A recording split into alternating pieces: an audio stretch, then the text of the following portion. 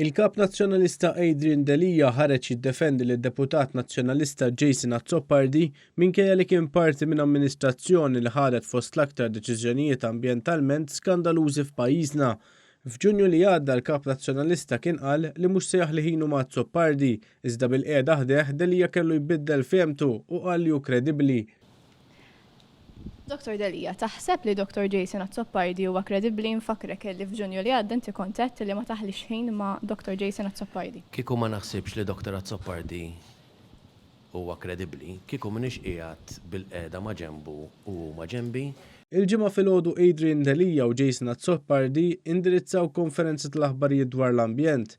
Jason Azzopardi qal li huwa kredibbli ħafna li jitkellem dwar dan is-settur, dan anki jekk kien membru ta' kabinett u parti mid-deċiżjoni tal-ikbar estensjoni fiż-żoni ta' żvilupp fl-2006 u bidel anke liġi biex seta' jintuża l-heavy fuel oil fil-produzzjoni tal-elettriku.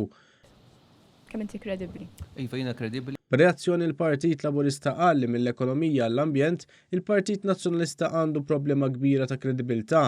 Il-Partit Laburista qal li Jason Azzopardi u l-Partit Nazzjonalista vera jrid ikollhom il-wiġġ biex illum jilagħbuha tal-paladini tal-ambjent meta kienu parti mill-iktar deċiżjonijiet ambjentalment skandalużi.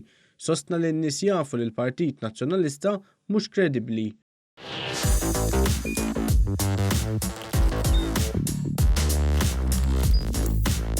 Idħol fuq one.com.mt u hemmhekk tista' tara l-programmi kollha li jxandru fuq One permezz ta' One Play.